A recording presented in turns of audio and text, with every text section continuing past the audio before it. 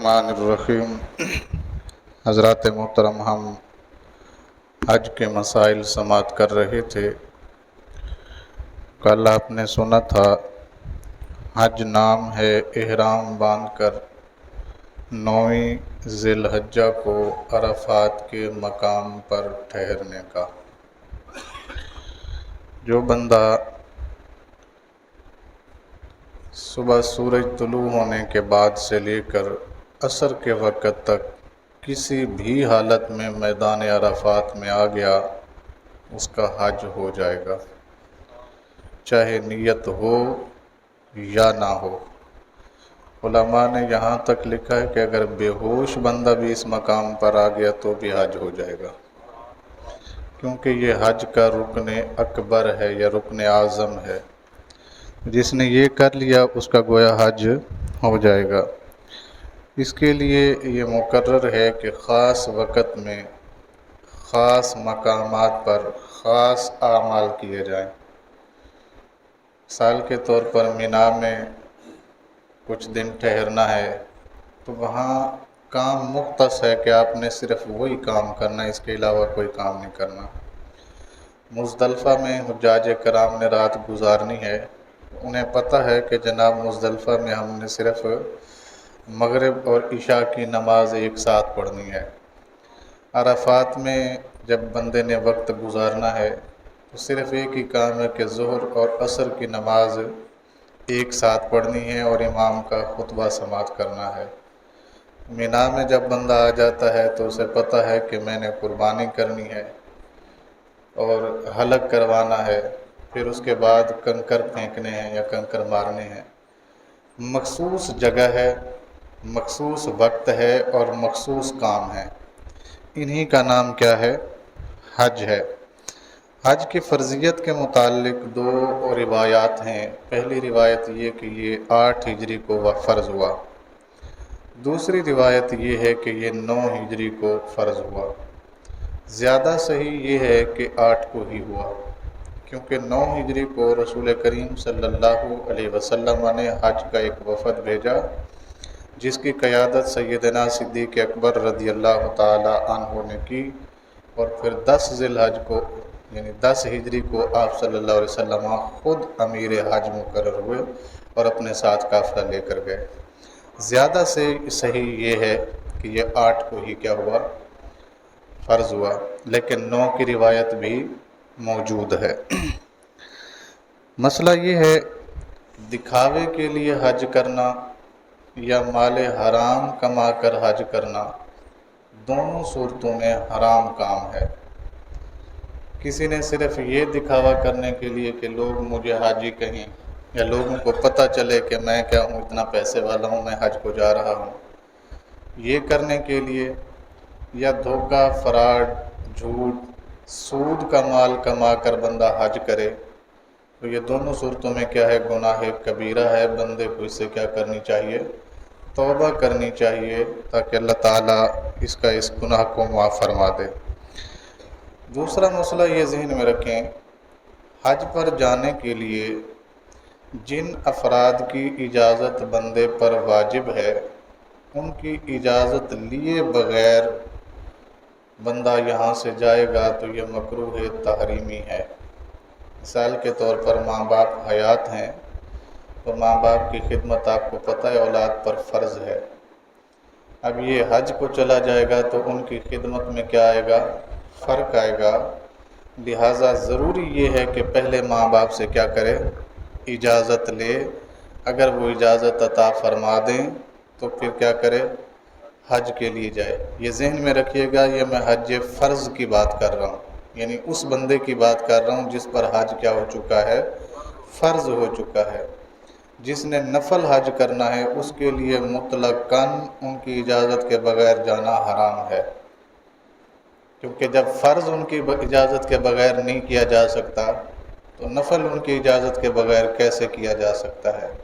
اور یہ میں آپ کو کل بتا چکا ہوں کہ رسول کریم صلی اللہ علیہ وسلم کی شریعت میں اس قدر پاس ہے کہ اگر آپ کے پاس حقوق العباد ادا کرنے کے پیسے نہیں ہیں تو آپ کو حقوق اللہ ادا کرنے کی ضرورت قطعاً نہیں ہے اور نہ ہی اس کی اجازت ہے۔ تو والدین بھی حقوق العباد میں آتے ہیں۔ اگر والدین نہ ہوں، دادا دادی موجود ہیں یعنی والدین کے والدین یا نانا نانی موجود ہیں، تو ان کا بھی یہی حکم ہے کہ ان کی خدمت بھی ظاہری بات ہے پوتے یا نواسے کے اوپر لازم ہے، تو ان سے بھی اجازت لے کر بندہ حج کرنے کے لیے جائے۔ ایک مسئلہ یہ ہے، اللہ اکبر، بندے پر جب حج فرض ہو جائے تو فوراً ادا کرنا یہ ضروری ہے۔ اس میں تاخیر کرنا بغیر کسی شرعی عذر کے یہ گناہ کبیرہ ہے۔ شرعی عذر کوئی نہیں ہے، فرض بھی ہو چکا ہے حج، پر بندہ اس کو نہیں کر رہا تو یہ کیا ہے؟ گناہ کبیرہ ہے۔ اس کے ساتھ ساتھ یہ گناہ کبیرہ کرنے والا فاسق کہلائے گا، مردود علی الشہادت کہلاتا ہے، یعنی اس کی کوئی گواہی کسی صورت کی قبول نہیں کی جائے گی اگرچہ نکاح میں کیوں نہ ہو۔ حالانکہ نکاح میں فاسق گواہ بھی کیا ہوتا ہے؟ چل جاتا ہے، لیکن اس کی گواہی نکاح میں بھی قبول نہیں کی جائے گی جس نے فرض ہونے کے باوجود بغیر عذر شرعی کے حج کو کیا کر دیا ہے؟ مؤخر کر دیا ہے۔ لہٰذا جس وقت بھی کرے گا حج، فرض تو اس کا ادا ہو جائے گا، لیکن یہ دیر کرنے کا گناہ اس کے ذمہ واجب ہے۔ اس سے اسے کیا کرنی چاہیے؟ اللہ تعالیٰ سے معافی مانگنی چاہیے اور توبہ کرنی چاہیے۔ ایک مسئلہ اس کے ساتھ ساتھ یہ بھی ذہن نشین رہے، ایک بندے کے پاس مال تھا، حج اس کے اوپر فرض ہو گیا تھا، اس کے بعد مال ختم ہو گیا۔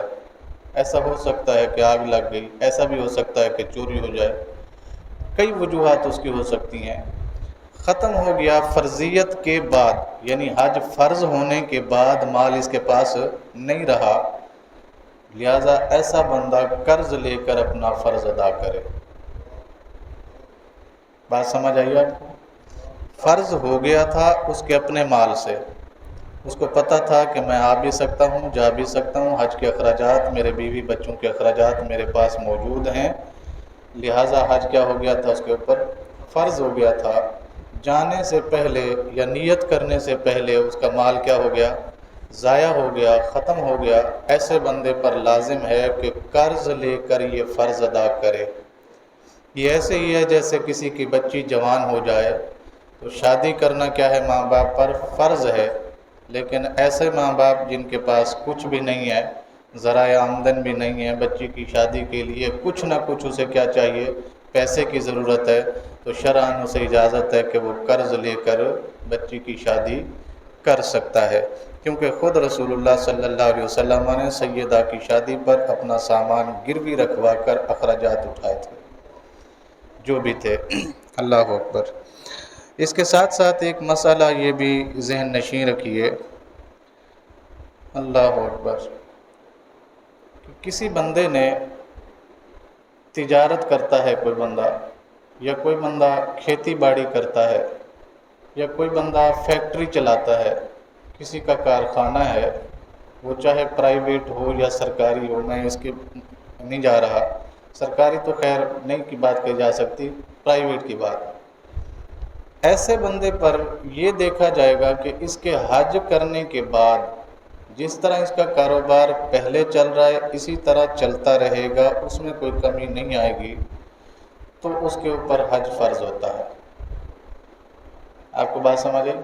یعنی میرے پاس ایک کارخانہ ہے، وہ چل رہا ہے، چلتے چلتے میں نے دیکھا کہ میں حج پر جا سکتا ہوں، کارخانہ چلتا رہے گا، اس کو کوئی فرق نہیں پڑے گا، میرے پاس اتنے اخراجات ہیں کہ میں حج بھی کروں اور بیوی بچوں کے اخراجات بھی کر لوں۔ دکان ہے تو دکان چلتی رہے گی، اس میں کوئی کمی بیشی نہیں آئے گی۔ میں اگر کسان ہوں تو مجھے پتہ ہے کہ میں حج پر جا رہا ہوں تو پیچھے جس کھیتی کا زمانہ آ رہا ہے یہ کاشت ہوتی رہے گی، اس کو پانی وغیرہ، کھاد وغیرہ، بیج وغیرہ کیا ہوتا رہے گا؟ ڈلتا رہے گا۔ اور میں اگر تاجر ہوں تو یہ دیکھوں گا کہ میں اگر جاؤں گا تو میری تجارت میں کوئی کمی نہیں آئے گی۔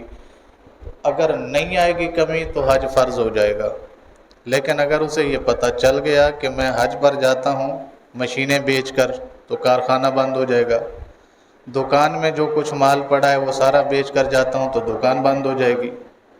जी, इसी तरह अगर मैं किसान हूँ तो मेरे पास जो ज़रूरी आला जात हैं उनको बेच कर मैं हज के लिए जाता हूँ तो क्या हो जाएगा, मेरी बाद में ज़राअत नहीं चल सकेगी। तो ऐसे बंदे पर हज फ़र्ज़ नहीं है, क्योंकि हज उस बंदे पर फ़र्ज़ है जिसके पास ज़रूरियात असलिया से ज़ायद माल हो। कारोबार उसकी ज़रूरियात असलिया में से है, कारखाना उसकी ज़रूरत असली में से है, दुकान उसकी ज़रूरत असली में से है, किसान के लिए खेत उसकी ज़रूरत असलिया में से है, आलिम के लिए किताब उसकी ज़रूरत असलिया में से है। इसके अलावा अगर किसी के पास इतना माल है कि जा भी सकता है, आ भी सकता है, घर वालों के अखराजात भी पूरे होते रहेंगे, तो ऐसे बंदे पर हज क्या हो जाता है, फ़र्ज़ हो जाता है, वगरना नहीं। अल्लाह ताला से दुआ है अल्लाह ताला मुझे और आप सबको अमल की तौफीक अता फ़रमाए। आमीन। व आखिर दावाना अनिल हम्दुलिल्लाहि रब्बिल आलमीन।